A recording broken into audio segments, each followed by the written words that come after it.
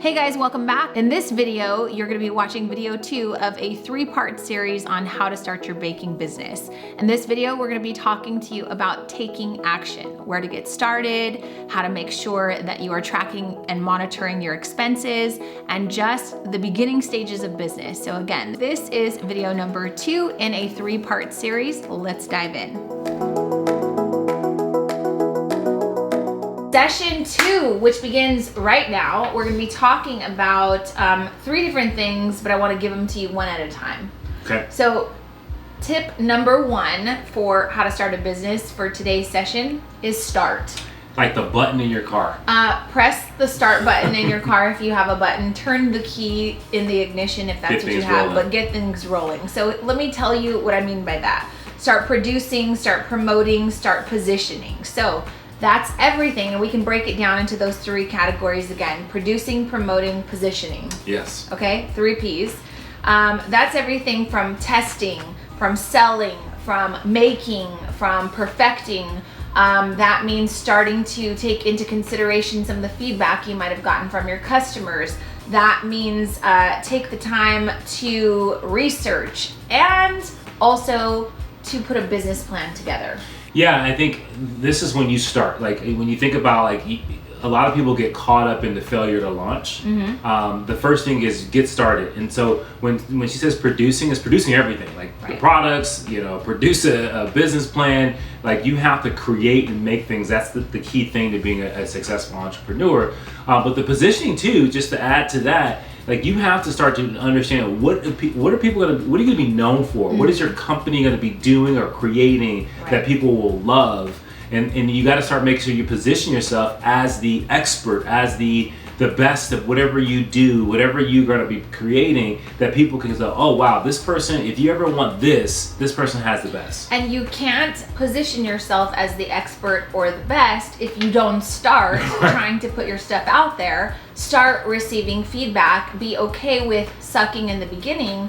All of that stuff is practice, but that's what you need in order to start a business. You've got to start to produce a product. You've got to start to test. You've got to start to get out in your local market. You've got to start shipping whatever it is that you make, not shipping through the post office, but ship it from your home or wherever you're creating out into the world, and make sure that you can prove the concept, right? Because what'll happen is if you skip this step, you will just all of a sudden spend all this money trying to create this business.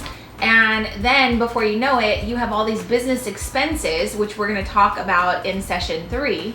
You've got all these business expenses and you have no money coming in, right? And so you have to start perfecting and making and testing and receiving feedback as soon as possible if you want to start a business. Yeah, and I think the part that we have found just in connecting with different business owners, the next start, like they start creating things, but then what they really do is there's so much indecision about what to do and what should I make, and all these different things that get people that stop people in their tracks. They don't promote, right? They think that, I'm not ready to put myself out there. Mm-hmm. I'm not ready to start telling people that I do this. I'm not ready to actually advertise that I have a name for my business. I'm not ready to start those. All fear. That's all fear. Mm-hmm. And I think the biggest thing is that will really get your business off. What I know got the Cake Mamas off was this pursuit to promote consistently and often. This woman was talking to people at the gas station, right? Anytime someone would ask me a question about something, she'd go, did you tell about the Cake Mamas? Right? It was like one of those things where you not only promoting yourself, but you're employing anyone that has any meaning in your life to do the same thing. Yeah. So whether it be your kids, your significant other, whoever it is, it's their responsibility. You got to give them a responsibility to make sure that they're talking about your business and what you do. Because in the beginning, you're not paying for marketing, right? And so you've got to leverage your network and use the people around you to help spread the word. But so often people are so afraid and standing behind fear, what if people don't like it? What if it's not, a legit enough business? What if? And I'm here to tell you, you're going to have people that don't like your stuff. Yeah. And that's part of the process, right? So in the very beginning, if I say, hey, I've been working on making some cakes, would you like to try some? Everybody wants to try cake, right? And you have to be careful, because if you serve warm cake, it's always good, even if it's terrible. So you got to serve the cake when it's cold. And you've got to make sure that you're asking for input. And that is what people don't want. They don't want a negative review. They don't want someone to kind of tear down their product. Well, you have to do that in order to become the master at something. And so in order to get on the road to start perfecting your craft and perfecting what you're doing, you just got to start, period. 100%. Okay, so just kind of a little segue.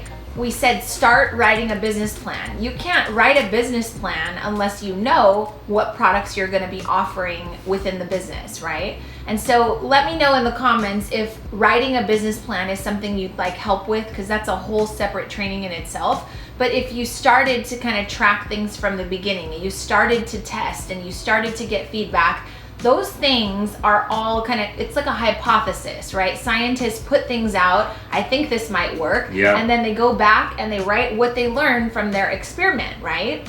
And so part of all of that experimentation becomes data, and the data helps you write the business plan. So I'm telling you right now, you can't skip the step of starting.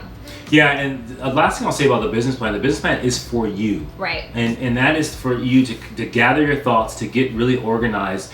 Oftentimes, there's so many things that are going on, and I know for many of you creatives, there's so many things that you want to do. There's so many things that catch your eye, and all of a sudden your attention gets moved around to different things. The business plan keeps you really focused and laser focused on, okay, here's my plan, here's what I want to do. Now, is it a working document? Absolutely. Always. Right? So your business plan should always be updated based on, hey, I'm updating different things I'm going to offer. I have a new marketing plan. Whatever it is, you want to make sure it's in there so that you have a solid thing to look at and say, okay, am I on track here? Am I following a plan? Because I think what ends up happening is you have no plan and you start doing all these random things and you don't actually know what is working, what is actually pushing your business forward. And so when you can't measure your success, then what ends up, you can't replicate it.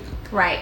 So moving on, again, if you need some help with writing a business plan or understanding the importance, go ahead and let us know in the comments so that way we can, host another training for you and show you how to put together a business plan, because it is definitely a necessary part of starting a business. Moving on to today's topic number 2, which is get legal. So what does that mean? That means that you need to look into licensing. You need to look into incorporating. And every single city, state, county is going to be different. Country, right? So we can't tell you the cookie cutter steps to doing that, but you need to Google, hey, I'm trying to open a business in Los Angeles, California. What is necessary legally? Right. It'll say you need a business license for your state or city, usually for the city. You'd want to eventually incorporate your business. So do you want to be an LLC? Do you want to be an S Corp, a C Corp? Most small business owners start off as an LLC. It's the most inexpensive way to have a business entity, but also not pay a ton of money for taxes, right? And so in Los Angeles, California, it costs $850 a year to have a registered LLC. Now, I said that on a training not too long ago, and someone in like Ohio freaked out and was like, that's an arm and a leg. So this is why we're telling you, you've got to look it up. See how much it is to incorporate. See how much it is for the fees to pay for either an LLC, an S Corp, a C Corp. Now, there are many different entities. You're going to want to talk to a tax professional. Yeah, and you want to make sure that you do what's right for you in your city. There's different benefits and different tax implications because of that. But the thing that you really want to understand about incorporating is that you are creating an entity, which means that it stands alone as its own identity. Meaning, when you're in food services, when you're in business and you create, you are liable, right? And so what you want to do is you want to create an entity that protects you personally and your family for anything that may go wrong. So whether someone gets sick, for your home. Right. So if someone sues you or whatever the case may be, it is your actual corporation that they sue and not you personally. Right. And here's how this can go from really fun, I'm posting on social media, making fun treats, to boom, I lose my house and now me and my kids are homeless. We have a daughter, our youngest daughter, Jordan. She is deathly allergic to seafood and tree nuts. And so if I were to purchase products from a local home baker, And let's just say they had cool packaging, they had a ton of followers on Instagram, and my daughter got sick, so much to the tune where I had to rush her in an ambulance to the hospital, and I have this huge hospital bill that now I'm coming after you for because you failed to protect my daughter. That could be really ugly for you. And so you've got to have a registered business to be able to protect yourself mostly. But in order to follow the next steps that I'm going to be talking to you about, you have to have a registered business.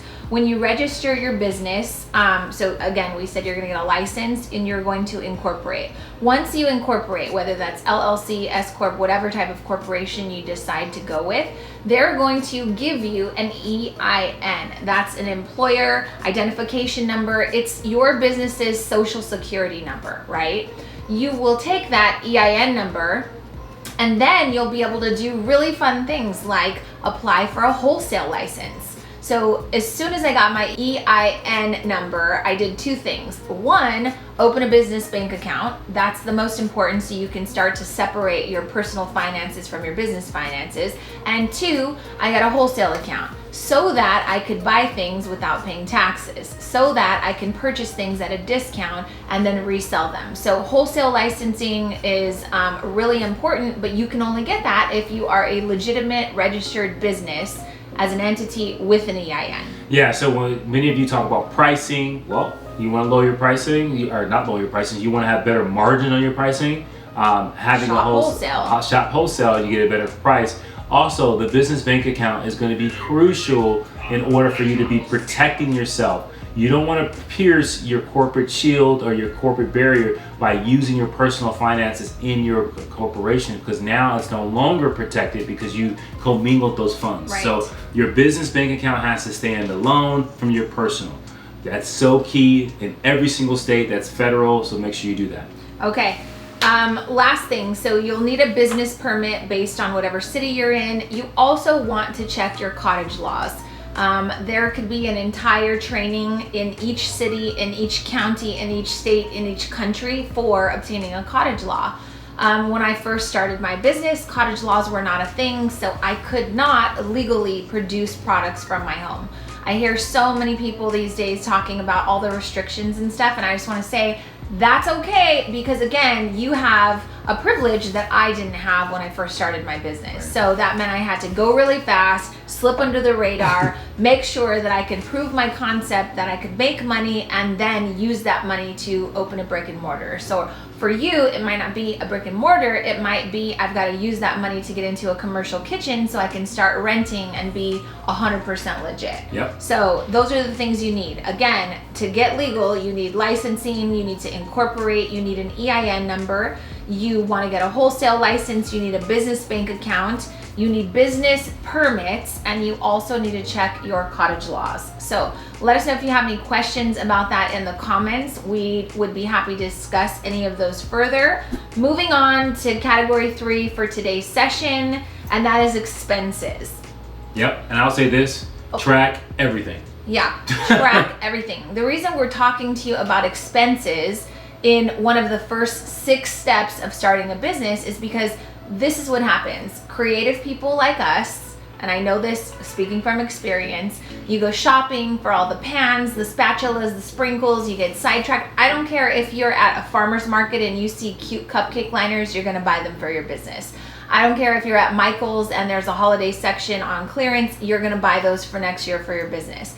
You will start to accumulate all of this stuff, and you will take your receipts, crumble them up, and shove them into a pocket or something in your purse, and that will not set you off from the very beginning to start tracking and monitoring all of your expenses. I'm telling you this again from experience. Take all those receipts. Actually, you wouldn't even need the receipts if you had a business bank account, right? Because then you're only spending money that your business is generating, and it's coming out of the business bank account. And we're going to talk in session 3. We're going to talk to you about taking that a little further when it comes to expense tracking and keeping track of everything, so that you can use all that tracking to hopefully secure some funding to take your mission and your dream to the next level. Yep. So we're tracking every single expense, from the cupcake liners you found at Michael's all the way to you registered your business, you paid for an entity, you went on LegalZoom, it cost you like $45 or $75. You bought flyers. You had a logo made. Yeah. You also now are paying for a website monthly. You're also paying for the name, the domain that you purchased. You're paying for that probably annually. So all of these things you're going to put, I don't care if you put them on an Excel spreadsheet, I don't care if you put it in QuickBooks, but you need to track it so that way you know how much the business is costing you before you start to just start shelling out all this money from your personal account, and then everything is commingled and you have no clue whether it's a profitable business or not. And I love technology, so I will tell you this.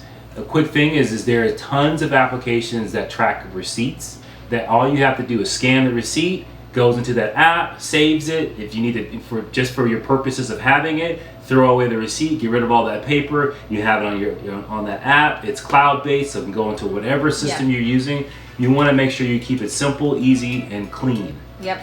And also, you want to make sure that not only are you tracking the receipts, but you're tracking every single thing that you're paying for. I don't care if you pay for it biannually. I don't care when you pay for it, but if it's an expense that costs money to run your business, it has to be counted as a business expense. Because so often I hear people say, oh, my business is doing so good, we did about $30,000 this year. Well, that's fantastic. How much of that is profit?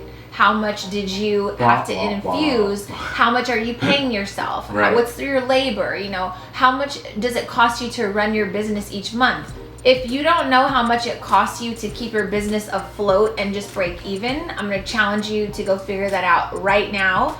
You need to just simply make a list of every single thing that you spend money on every single month, every single year, and then divide it by 12, and those are your monthly expenses for your business. So, to recap, session 1, we talked about starting. All this is about starting a business, but we talked about your name, we talked about your logo, and we talked about how to protect those things. Once you do those 3 things, you're going to move on to today's session, which is starting, getting legal, and tracking your expenses. And can I just say, you're going to run into different obstacles when it comes to going legit and making your business legal. It is up to you. One of the things that we both agree on, that we say the number one attribute of any entrepreneur is being resourceful. Is finding ways to say, how can I be successful even with these parameters, even with these obstacles? And when you focus on how do I figure this out, instead of looking at the wall, staring at the problem, what you'll find is you have more innovation, more ideas, more ways. You'll ask better questions of how you can get around certain things that may be getting in your way to be successful. So that will come as you start to scale your business. There will be more obstacles when it comes to hey, I want to go storefront. Then there will be more things that you're going to have to figure out. And the name of the game is gamifying it. The name of the game is understanding how do I navigate these things, and how do I make sure that, I'm not going to get stuck by anything. And I think that when you do that and you get into that right mindset, then nothing will hold you back. So Federal Tax ID Florida, IRS, EIN. Okay, so this is Rebecca Lead, I think is how you say your name. She said, she's an LLC, so do I still need an EIN? You should get an EIN from... You have one. Yeah, you do. Okay, so then she says, in Florida, I don't think we do that because as soon as you open, you get an LLC number. You may get an LLC number, but I just looked it up right here on Google, and I literally typed in, are there EIN numbers for businesses in Florida? And the answer is yes. So yes, you absolutely need an EIN. The EIN, again, is what you're going to use to open a business bank account. It's also what you're going to do to apply for a wholesale license. And you can just Google that stuff. It's super easy to follow the instructions. Okay, last question, and this is Jessica Soto. We're about to launch our sprinkle company, and we did all the legal stuff, but I never did a business plan. Hopefully, Jessica, if you're starting a business like a sprinkle company, you better have a wholesale license, because then that will allow you to buy sprinkles to create mixes. I don't know if you're making your own sprinkles, that would require a lot of machinery, so I'm not sure where you're at with that. You never go ahead. Her question is, do I need a business plan? The answer is yes, and here's why. We can do, like I said, another training on this in the future. You don't want a business plan specifically for funding, right? A lot of people think, oh, I only need a business plan if I plan on going to a bank and I plan on asking for money. Eventually, you will have to go to a bank and you will have to ask for money. I don't care how much revenue your business generates. It's always good to have working capital, which is something I did not have when I first started my business because my credit was terrible because we had recently filed bankruptcy. So you will need working capital. You'll need a line of credit. We'll talk about that in the funding session that we do on Monday. However, where was I going with this? Business plan. Business plan is... You need a business plan so that you can stay on track. If you don't have a plan, then you can kind of plan to fail. You will just be kind of flying by the seat of your pants, being thrown in every direction. You'll think that everything is an opportunity. You'll say yes to way too many things, and before you know it, you don't even know what direction you're going in. So yeah, and I'll just add, when you sit down and create a plan like a business plan, it gives you the guidance, right? Because a lot of times when you're emotional, when things are tough, because business is like that, it's hard to have clarity. But if you have something you can go back and say, okay, what is my plan? I need to go back to that. That will give you that clarity and give you the sense of, okay, I wrote this without the distress of the moment. And so this is probably my clearest version of my thoughts about my business. And that's the one you want to go back to. And that's what's going to help you get through it. And that's what's going to keep you centered and focused. This is Erin Hendricks Moore. She said, I don't know if I missed it, but how do I obtain a wholesale permit? I just went to Google right here and I said, how do I get a wholesale permit in Los Angeles? So there are many different ways that you can do this. You can also type in how much does it cost. So it says a wholesale license can cost anywhere between $3,000 and $10,000. Yeah, that's not true. I didn't pay a penny for my wholesale license, so I don't know what that is. Maybe I typed in something I think that's else. like to get it fast, maybe. Yeah, that's ridiculous. We don't know what it's like for your city and state, but if you Google it, I'm sure you can go down the rabbit hole. It tells me 3 steps right here on how to obtain a wholesale license. But step number 1 is you definitely need to make sure you have a business bank account, make sure you have a business license, you're a registered business, and then that should probably be it, other than filing or applying and then getting approved. I think that kind of wraps us up for tonight. If you missed the session 1 of this series, which is how to start a baking business 101, we're doing it from the very, very beginning down to it's just how to start it. So there's one more session. It's going to be on Monday. If you know someone starting a business, because what we talk about is not specifically just for bakers, but if you have someone that you need to invite so that way they can get off, you know, to a good start with their business, then please ask them to join Cake Sense. It's a free community.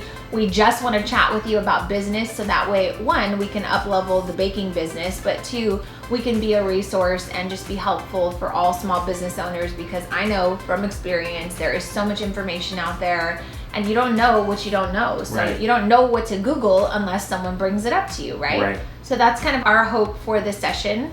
And I hope that you got something out of it. I hope that 1, you listen to the Push podcast. That's us. That's 1. And I hope, and number 2 is I hope that you start, right? The biggest thing that gets in people's way is they never get started. So you don't want to have a situation where you failure to launch, right? Get moving, get started. You'll figure it out. We're here to help. In fact, put us down as a notification. So anytime we go live, you just get notified. Yeah, please leave all of your comments, questions, whatever it is you have. Thanks for being here. Have a good night. We're gonna go have a late dinner and we will see you guys on Monday morning. Bye. Bye. Hey, so what did you learn in this video? We talked to you about how to take action, how to get legal, and how to track your expenses. These are all things that you need to do when starting any kind of business, but in particular a baking business. If you liked this video, definitely make sure you subscribe to our channel, and then don't forget to watch video 3 in this 3-part series of how to start a baking business. See you in the next video. Bye.